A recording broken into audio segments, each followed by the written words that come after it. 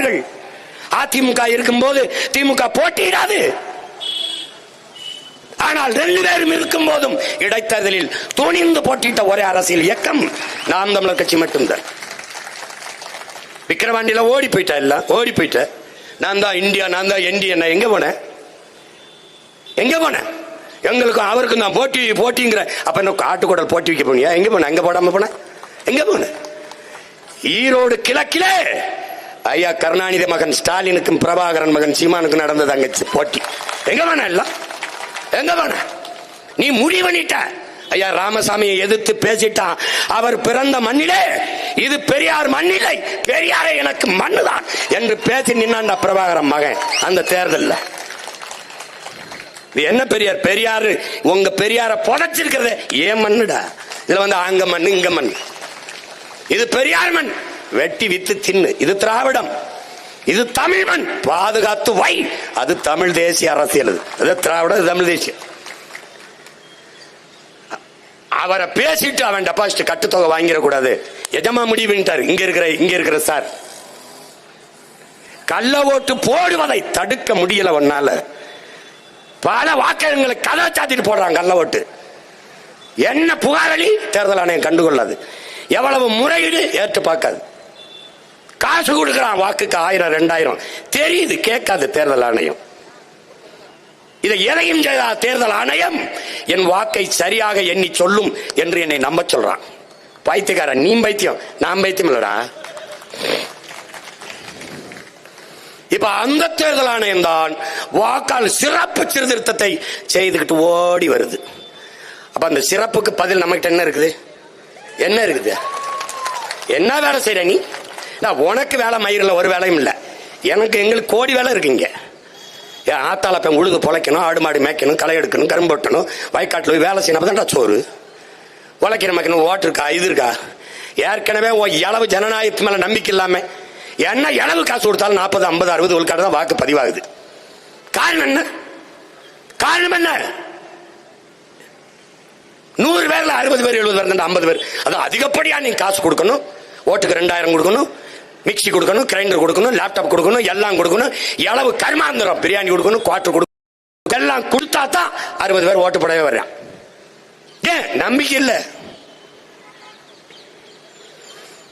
இந்த லட்சணத்துல என்ன? உனக்கெல்லாம் ஓட்டு இருந்தா என்ன, இல்லை நான் முடிவு பண்ற. இங்கே அறிவார்ந்த தமிழ் சமூக சொந்தங்கள், என் உயிரின் என் உடன் பிறந்தார்கள் கவனிக்கணும். இந்த நாட்டிலே குடியாட்சியை மக்களாட்சியை ஏற்றுக்கொண்ட நாட்டிலே மக்கள் தங்களுடைய மதிப்புமிக்க வாக்கின் மூலமாக யார் ஆட்சியாளராக இருக்க வேண்டும் என்பதை முடிவு செய்தார்கள். அந்த உரிமைதான் இங்கே போராடி பெற்ற ஜனநாயகம். அந்த உரிமை இங்கே பேசிய தம்பிகள் எல்லாம் கூட குறிப்பிட்டார்கள். ஜமீன்தார் இவ்வளவு நிலம் வைத்திருக்கிற நிலக்கலார்கள் இவர்கள் தான் வாக்கு செலுத்த முடியும் என்கிற நிலை இருந்தது. அதை போராடி தகர்த்து எல்லோருக்குமான உரிமையை பெற்றார்கள். பெண்களுக்கு மறுக்கப்பட்டிருந்தது. பன்னெடுங்காலமாக கல்வி மறுக்கப்பட்டு ஒடுக்கப்பட்டு வீழ்த்தப்பட்டு கிடக்கிற சமூகங்களுக்கெல்லாம் சிறப்பு தொகுதி என்று பெற்றுக் கொடுக்கப்பட்டது. அப்படி போராடி பெற்றது அந்த உரிமை. ஆனால் இன்னைக்கு நிலைமை என்ன? வாக்காளர்கள் தீர்மானித்தார்கள் யார் என் ஆட்சியாளன் என்று. இன்னைக்கு ஆட்சியாளன் தீர்மானிக்கிறான் யார் என் வாக்காளன் என்று. இதுதான் இப்ப நடக்குது.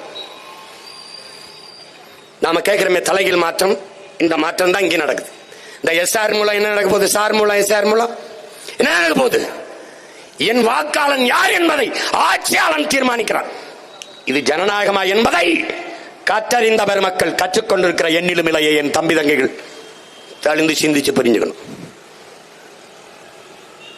என்ன எதற்கு இது திருத்து போய் உடனே பிறகு செய்யற? என்ன செய்யற? என்ன செய்யற? நீ யார் கேட்டது ஒன்னே? டேய், நாங்க கேட்ட எதையாவது ஒண்ணு நீ செஞ்சிருக்கியாடா? டேய், உன் மனச்சான்று சொல்றா. படிக்க பள்ளிக்கூடம் இல்லைன்னு கேட்போம், மருத்துவமனை சரியா கட்டி கொடுன்னு கேட்போம். இங்கே இருக்கிற அறிவார்ந்த என் தம்பி தங்கைகள்கிட்ட, என் அன்பு சொந்தங்களிடத்துல கேட்கிறேன், நீ விண்ணூர்தி நிலையத்தை பார், உன் அரசு மருத்துவமனையும் பார். நீ பேருந்து நிலையத்தை பார், உன் பிள்ளை படிக்கிற பள்ளிக்கூடத்தையும் பார். இவர்கள் புதைக்கப்பட்டிருக்கிற கல்லறை சமாதியை பார், உன் பிள்ளைகள் படிக்கிற பள்ளி கல்லூரியை பார். எது தரமா இருக்குன்னு பாருடா, எது தரமா இருக்குன்னு பார். இது ஒரு ஆட்சி முறைன்னு நீ நினைச்சுக்கிட்டு இருக்க. நீ எதை நோக்கி நகர்த்துறான்னு பாரு, எதை நோக்கி நடத்துறான்? எப்படிப்பட்ட நாடு? இப்படி யோசிச்சு பாரு, நீ யோசிச்சு பாரு. ஒருத்த கள்ளச்சாராயம் காய்ச்சுகிறான், குற்றம். அதை போய் குடிக்கிறான், குற்றம். செத்து போறான், 10 லட்சத்தை நாடு அறிவிக்கிறது. எல்லோரும் ஓடி போய் பார்க்கிறார்கள். அந்த குடும்பத்தில் பிள்ளைகளுக்கு நாங்கள் கல்வி கொடுப்போம், குடும்பத்தில் ஒருவருக்கு வேலை கொடுப்போம் என்று சட்டப்படி அங்கீகரிச்சு காசு கொடுக்கிறார். சட்டப்படி குற்றத்தை நாடு, அது நாடு. ஒரு நடிகர், பிடித்த நடிகர் வர்றார், அவரை பார்க்க கூடுகிறான், கூட்ட நெரிசலில் சிக்கிச்சாகிறான், எல்லோரும் போய் பார்க்கிறான், அதுக்கு காசு. ஆனால் நாட்டு பாதுகாப்பு படையிலே எல்லையிலே நின்று போரிலே செத்து வாராண்டா ராணுவ இங்க வாராண்டா. எத்தனை மினிஸ்டா போய் பார்த்து மேல விட்டா? இந்திய ராணுவ வீரன் தானடா. இந்திய ராணுவம், இந்திய அரசு, ஒன்றிய அரசு 1 கோடி 2 கோடி அந்த குடும்பத்துக்கு பாதுகாப்பு நிவாரண நிதி என்று அறிவித்ததை நீங்க கேட்டதுண்டா? இல்லை. இல்ல எந்த மாநில மகனோ அந்த மாநில அரசு அறிவித்தது உண்டா? இல்லை. விளையாட்டில் வெண்கல பதக்கம், வீடு உண்டு, காவல்துறை அதிகாரி பதவி உண்டு, கோடி கோடியாக பணம் உண்டு, எல்லாம் உண்டு. நாட்டின் பாதுகாப்புக்கு போய் உயிரை கொடுத்தவனுக்கு ஒரு மயிரும் இல்லை. இதாண்டா இந்த நாடு, ஜனநாயகம். கேவலம்டா, கேவலம்டா. அப்ப எப்படா வருவான்? நாட்டு பாதுகாப்புக்கு போய் நான் செத்தன்னா, நாட்டுக்காக செத்தால் என் வீட்டை என் நாடு பார்க்கும் என்ற நம்பிக்கையை இந்த நாடு கொடுத்துருக்காடா ஒரு குடிமகனுக்கு. எப்படா அவன் பாதுகாப்பு படையில வச்சிருவான்? பைத்தியக்காரா, பைத்தியக்காரா. கேவலம், அது கேவலம்.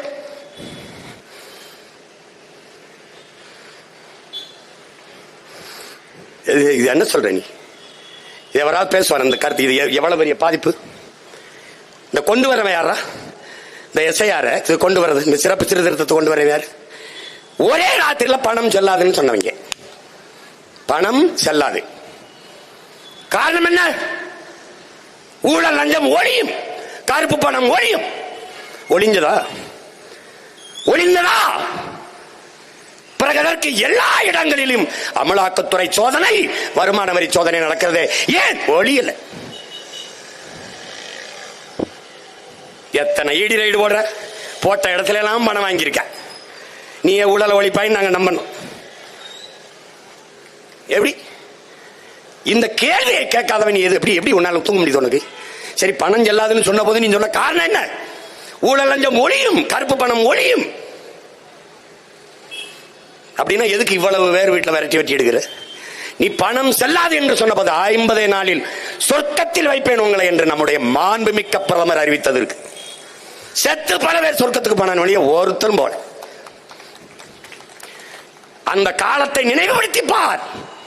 எத்தனை பேர் வீதியில நின்னா, வங்கிக்கு முன்னாடி நின்னா, முத நாள் 2 நாள் முன்னாடியே போய் பணத்தை மாத்துறதுக்கு 1 லட்சம் கோடியில இல்லடா, 5000 10,000 மாத்திரணும்னு போய் நின்னவன் எத்தனை லட்சம் பேர்னு பேர். என் கேள்விக்கு பதில் சொல்றான். ஒரு பணக்காரன் வங்கி வாசல்ல பணத்தை மாத்த நின்னானா ஒருத்தனை சொல்றான். உன்னுடைய நண்பர்கள் அதானி அம்பானி எவனாவது அவன் பணம்லாம் எப்படி மாறிச்சு? பதிலாச்சு இருக்கு. யார் சொல்லுவா? யார் சொல்லுவா? பணம் செல்லாதுன்னு போயிட்ட. எவ்வளவு அறிவாளி நீ? 2000 ரூபாய் அடிச்சு கொண்டாந்த, 2000 தான் 1000 ரூபாய் செல்லாதுன்ட்ட. நீ உண்மையிலே அறிவானவனா இருந்தா 1000 ரூபாய், அந்த 2000 ரூபாய் அடிச்சு வங்கிகளில் போய் சேமிச்சு எவ்வளவு பணம் மதிப்பிழக்க போகுதோ அந்த பணத்திற்கு இணையான பணத்தை வங்கிகளில் கொண்டு நிறைத்து விட்டு மக்களுக்கு அறிவிச்சு சொல்லணும். ஆனால் நீ அறிவிச்சுட்டு போய் அச்சடிச்சுக்கிட்டு இருக்க. இப்ப எங்க 2000 ரூபாய் செல்லுமா? யாராவது சொல்லு. இப்ப 2000 ரூபாய் செல்லுமா? செல்லது. அப்பெல்லாம் என்ன தெரியுது? வேலை இல்லாத டெய்லர் இருக்காருல்ல, தையல்காரர், வேலை இல்லைன்னா யானைக்கு டவுசர் தப்பாருன்னு சொல்லுவாங்க எங்க ஊர்ல. அவர் சும்மா இருக்கிறதுக்கு பதிலாக சும்மா இருக்கணும்னு யானைக்கு ஒரு டவுசரை தப்பம். அந்த யானைக்கு டவுசர் தக்கிற பையன்கிட்ட போய் நீ ஆட்சியை கொடுத்துட்டு அவன் என்ன பண்றதுன்னு தெரியாம ஒரு யானைக்கு தப்போம், அப்புறம் பூனைக்கு தப்போம், அப்படி தச்சுக்கிட்டு இருக்கான். ஏன்னா இதெல்லாம் ஒரு மனுஷன் இந்த இது செய்யற வேலையா? செஞ்சா சரி, செஞ்சா. அடுத்து இன்னும் ஒரு பெரியது பாருங்க, பயங்கரவாதம் ஒளிந்து விடும். அறிவார்ந்த பெருமக்களே, என்னை பெற்ற பேரன்புமிக்க தமிழ் சொந்தங்களே, என் உயிரினுமினிய உடன் பிறந்தார்களே, ஆழ்ந்து கவனியுங்கள். பயங்கரவாதம் ஒளிந்து விடும் பணம் செல்லாதனா. எந்த பயிலும் பணத்தை பரிமாறிக்கிறது இல்ல பயங்கரவாத இயக்கங்கள்ல. ஒரே செலாவணி உலகம் பூரா செல்ற தங்கம் தான், அதான் பரிமாறிப்பான். இப்ப பணம் செல்லாது என்று சொன்னீர்கள், பயங்கரவாத ஒழியும் என்று சொன்னீர்கள். எப்படி புல்வாமா மாவட்டத்தில் தாக்குதல் நடந்தது? காஷ்மீரிலே மிக சென்சிட்டிவ் ஏரியா, உயர் பாதுகாப்பு பகுதி, 5 கிலோமீட்டருக்கு ஒரு தடவை சோதிக்கிற உயர் பாதுகாப்பு பகுதியில 500 கிலோ வெடிகுண்டை வெடிமருந்தை ஏற்றி கொண்டு வந்த கார் எப்படி வந்தது? சோதிக்காமல் எங்க போய் புடுங்கிட்டு இருந்தா? பதில் இருக்கா? ஒண்ணும் கிடையாது. 40 ராணுவ வீரனை கொன்னு போட்டு போயிட்டான். யாரோட தவறு? யாருடைய தவறு? எங்க பயங்கரவாதம் ஒளிந்தது? எங்கே ஒளிந்தது? இந்த நாட்டு குடிமகனா உனக்கு ஆதார் இருக்கணும். எல்லாத்துக்கும் ஆதார் தான். ஆதார், நீ எல்லாத்துலயும் ஆதாரம் இணைக்கணும். ஆதார் ஆதார் ஆதார். ஒரு வருஷம் 2 வருஷம் ஓட்டினாங்க. அப்ப அங்க உள்ள வந்தவன்ட்ட ஆதார் கேட்காம எங்கே உதார் விட்டுட்டு இருந்த? என்ன பண்ணிட்டு இருந்த? உள்ள வந்தான்ல, அவன்கிட்ட வாங்காம என்ன பண்ண? எங்கே போனது ஆதார்? எங்கே போனது உன்னுடைய பாதுகாப்பு பணி? என்ன செய்தது உன்னுடைய உளவு படை? சொல்லு. அவன் தான் சொல்றாங்கடா அந்த காஷ்மீர் ஆளுநர். நான் அப்படியே ராணுவ விமானத்தில் விண்ணூர்தியில இறக்கி போய் எங்க இறக்கி விட்டுருவோம்னு நான் சொன்னதை இவருக்கு கேட்கவில்லை என்கிற பேருந்தில் ஏற்றி விட்ட. அவ அடிச்சு மோதி கொண்டு போயிட்டான். 40 பேர் உயிரற்ற உடலை அடுக்கி தேர்தலில் வாக்கு பறிக்கிறதுக்கு அந்த நேரம் இலங்கையில் ஒரு தாக்குதல் நடக்குது. புல்வாமால இந்த தாக்குதலை காட்டி இது போல தாக்குதல் தொடராமல் இருக்க எங்களுக்கு வாக்கு செலுத்துங்கள். எப்படி இருக்கு பாருங்க. அப்ப ஒரு போர் அறிவிக்கிறது, கொல்லும் போது விட்டுறது, அப்புறம் ஒரு போர். அது ஒரு அக்கப்போர். இங்க இருந்து போய் யாரும் இல்லாத பொட்டல்ல கொண்ட போட்டு திருப்பி வந்துடுறது. நடந்ததா இல்லையா? சிரிக்காத. பொய் சொல்லிட்டு இருக்கேனா? பொய் சொல்றேன்னு நினைக்கிறேன் நீ பைத்தியக்கார. திருப்பி பயங்கரவாத ஒளியுது. பகல்காம்ல ஒரு சுற்றுலா தலம், ஒரு நாளைக்கு 30,000 பேர் கூடி கலைகிறான். தெரியுது. அங்கே காவல் நிலையம் இல்ல, அங்கே பாதுகாப்பு ராணுவ வீரர்கள் இல்ல. ஏன் இல்ல? ஏற்கனவே பிரச்சனைக்குரிய பகுதி காஷ்மீர், உலகத்துக்கே தெரியுது, உனக்கு தெரியுது. அப்ப அங்க இடத்துல என்ன பண்ணிருக்கணும்? மற்ற இடங்களை விட கூடுதலாக பாதுகாப்பை நீ வலுப்படுத்தி இருக்கணும். ஏன் செய்யல? ஒரு விண்ணுறுதியில பயணிக்க விடுறியா? எங்களை நுழையும் போது ஆதார் காட்டுங்கிற காட்டுறோம், உள்ள போகும்போது முன்னாடி திரும்பு, பின்னாடி திரும்பு, இதை கலட்டு, பெல்ட் கலட்டு, சாக்ஸ கலட்டு, அதை கலட்டு, இதுக்குள்ள அதை வச்சிருக்கியா, இதை வச்சிருக்கியா? ஏய், நீ என்ன நீ பாதுகாக்கிற? இந்த ஐயப்பமார்கள் இந்த விரதம் இருந்து 40 நாள் விரதம் இருந்து அந்த இருமுடியை தூக்கிட்டு போறான். என்ன கொண்டு போறான்? தேங்காய் நெய்யும் தானடா. உனக்கு தெரியாதா? அது அதான் சோதிக்கிறீல்ல. அதை வெளியில வரும்போது தேங்காய் நெய்யும் தானே இருக்கு. அதை எதுக்கு தடுக்கிற நீ? இதை தடுக்கிற? அவன் டெல்லியில வந்து குண்டு வச்சு காரில் வெடிக்கிறான், வேடிக்கை இருக்கான். உன்னை என்ன செய்யலாம் சொல்லு. நீ யோசிச்சு பாரு, எப்படிப்பட்ட நாட்டில் நம்ம மாட்டிக்கிட்டு இருக்கோம் மட்டும் பாரு. நான் திரும்ப சொல்றேன் பாரு, இந்த பைத்தியக்கார பயில நம்ம வசமா சிக்கிக்கிட்டு ரொம்ப கஷ்டப்படுறோம். அதை நீ புரிஞ்சுக்கவேன். பூராமே அரைமண்டல். இந்த முழு மெண்டல் வந்து பிரச்சனை கிடையாது. அது என்ன செய்யும் பாரு, நல்லா முழு பைத்தியமா இருக்கணும் பாரு. அப்படியே இந்த காதலன் படத்துல தம்பி பரத்து தெரியும் பாரு, அப்படி அது வாடுக்கு சொரிஞ்சுக்கிட்டு தெரியும். அது அதைத்தான் தெரிஞ்சுக்கிட்டு அப்படியே பண்ணிக்கிட்டு இருக்கும். இந்த அரைப்பைத்தியம் இருக்கு பத்தி, அரைப்பைத்தியம் அதுதான் அடுத்தவனை போய் கடிச்சு வைக்கும், கிள்ளி வைக்கும். இது அரைப்பைத்தியம் பூரா அரைப்பைத்தியம். ஏன் வச்சிருக்கேன்னா சும்மா அதை அளந்து விடான்னு சொல்லக்கூடாது. அவன் சொன்னதை காட்டணும்ல, அதுக்கு தான். இது துண்டு சீட்டு இல்ல, உண்மை சீட்டு. ஏன்னா அவரா ஏதோ சொல்றாருங்க, ஐயோ நீ கொடுத்ததா அந்த எடுத்துட்டு இருந்திருக்கீங்க. அந்த பகல்காம்ல தாக்குதல் நடக்குது. ஒரு கேள்வி தானே, எங்களை பயணிக்கும் போது இவ்வளவு சோதிக்கிற நீ, அவன் எல்லையை தாண்டி உள்ள பயங்கரவாதி வந்தான்ல, பார்டர்கள் நுழைஞ்சு, அவன்கிட்டயா நீ ஆதார் கேட்கல? அவனையா நீ சோதிக்கல? 200 கிலோமீட்டர் உள்ள வந்திருக்கான், என்ன பண்ணிட்டு இருந்த? வந்து மக்களை சுட்டு கொன்னு அவன் படம் எடுத்து அப்படி தன்படம் செல்ஃபிலாம் எடுத்து பேசி பேட்டி கொடுத்து போயிட்டு ஹாய் அப்படின்னு போறான். அதுவரை நீ என்ன பண்ண? டம்னு சத்தம் போட குவிஞ்சிருக்க வேணாமா வீரர்கள், பாதுகாப்பு படை வீரர்கள் வரல. அங்கிருந்து பாதுகாப்பு அவன் வெளியேற வரை விட்டு ஆபரேஷன் சிந்தூர் 10 நாள் கழிச்சு அந்த போர் தொடுத்து கொண்டு நம்புறான். போர் நடந்ததா, என்ன நடந்து எதுவுமே தெரியாதா. நம்ம முழிக்கிறோம்ல, எதுக்குடா சாரு எஸ்ஐஆர் போட்டு என்னடா ஓட்டு? யாரா எவனோ ஒரு பரதேசி பைய போலி வாக்கு 4 இடத்துல போட்டதுக்கு நாம பலியாகி திறம்பாரு. புரியுதா உனக்கு? இதான் இங்க இருக்கிற சிக்கல். இப்ப கார்ல குண்டு பிடிச்சவன் யாரு? பயங்கரவாதம் ஒழியும் என்றீர்களே பெருமக்களே. ஒளியலையே அப்ப தோற்று விட்டீர்கள். ஒரு பொது மன்னிப்பு வருந்துறேன், தவறு நடந்துருச்சு சொல்லுவீர்களா? அதை விடு, இதை விடுறா, டேய் இது ரொம்ப வச்சரி விடுப்பா, அது பழைய படம், விட்டுருவோம். அப்புறம் அதுக்கப்புறம் சரக்கு மற்றும் சேவை வரி, ஜிஎஸ்டின்னு கொண்டாந்தாங்க. சரக்கு மற்றும் சேவை வரி. இந்த பாரு, சரக்கு மற்றும் சேவை வரியை விதிச்சு நாட்டு மக்களை வரி சுமையை சுமத்தி வாழவே முடியாது என்கிற நிலைக்கு தள்ளிட்டான். நான் ஒருத்தன் தான் சொன்னேன், இந்த சரக்கு மற்றும் சேவை வரி ஜிஎஸ்டி போடுற வரைக்கும் கடையில வியாபாரம். ஜிஎஸ்டி போட்ட உடனே காலையில கடை விற்பனைக்குன்னு எழுதி வச்சுட்டு போயிட்டான். ஏன்னா கடையே வியாபாரம். ஏன்னு கேட்டா, இதைத்தான் நம்முடைய தாத்தா இங்க நமக்கு என்ன சொல்றாரு, இது அடாவடி பொருளாதாரம். ஜே.சி. குமரப்பா, காந்தியினுடைய தனி செயலாளர் இருந்த தாத்தா.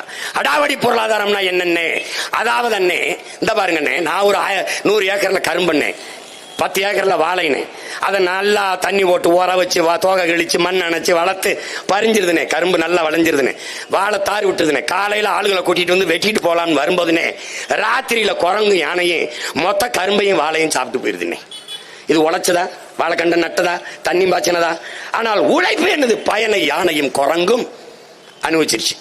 அதான்டா ஜிஎஸ்டி. கடை என்னது, முதலீடு என்னது, உழைப்பு என்னது, வரி என்கிற பேரில் மொத்த லாபத்தை எடுத்துட்டு போவாங்க. இதத்தான் அடாவடி பொருளாதாரம் விளங்குதுன்னு நினைக்கிறேன். இந்த குரங்கு யானை செய்யற வேலையை இந்த சார் ஐட்டக்காரங்க செஞ்சுக்கிட்டு இருக்காங்க. இதுதான் நடக்குது. இப்ப இந்த சரக்கு மற்றும் சேவை வரியில் 2 முறை நாட்டின் நிதியமைச்சர் மதிப்பிற்குரிய மாண்புமிக்க அம்மா நிர்மலா சீதாராமன் அவர்கள் 200 பொருட்களுக்கு ஜிஎஸ்டியை குறைச்சிருக்காங்க. எப்பவெல்லாம் வட மாநிலங்களில் தேர்தல் வருகிறதோ அப்பெல்லாம் சரக்கு மற்றும் சேவை வரி குறைக்கப்படும். ஏன் குறைக்கிறீர்கள்? மக்களுக்கு வரி சுமையாக இருக்கிறது. அப்ப மக்களுக்கு சுமையாக இருக்கிற வரியை விதிக்கிற நீ ஆட்சியாளன் தானா? நீ உண்மையிலேயே ஒரு நல்ல ஆட்சியாளன் தானா? குடிகளை வருத்தி வாட்டி வரியை பறிக்கிற ஒரு கொடும் வரியை விதிக்கிற நீ எப்படி ஆட்சியாளன்? இப்படிப்பட்ட ஆட்கள் வருவார்கள் என்று 2000ற்கு மேற்பட்ட ஆண்டுகளுக்கு முன்னாடி எங்களுடைய மூதாதை வள்ளுவ பெருமகனார் வேலோடு நின்றான் இடுவென்றது போலும் கோளோடு நின்றான் இரவு என்று பாடுறாங்க. இதுக்கு என்ன பொருள்? வேல் வச்சுக்கிட்டு அரசாட்சி செய்கிற மன்னன் குடிகளின் நிலைமை தெரியாம வரியை விதிச்சு கடும் சுமையை, பெரும் பாரத்தை, பெரும் கஷ்டத்தை வரியாக விதிச்சு, குடிகளின் நிலைமை தெரியாம வரியை விதிச்சு வசூலிக்கிற முறை இருக்கிறதே, அது எப்படிப்பட்டது?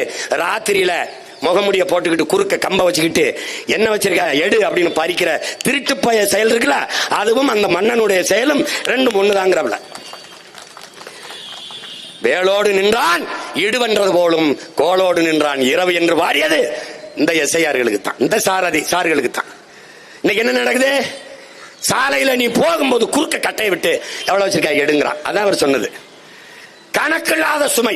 வீடெல்லாம் நீங்க கட்ட முடியாதே, செங்கலுக்கு வரி, சிமெண்ட்டுக்கு வரி, கம்பிக்கு வரி, எல்லாவற்றுக்கும் வரி. வரி கட்டலாம், வீடு கட்ட முடியாது. இப்படி ஒரு நாடு.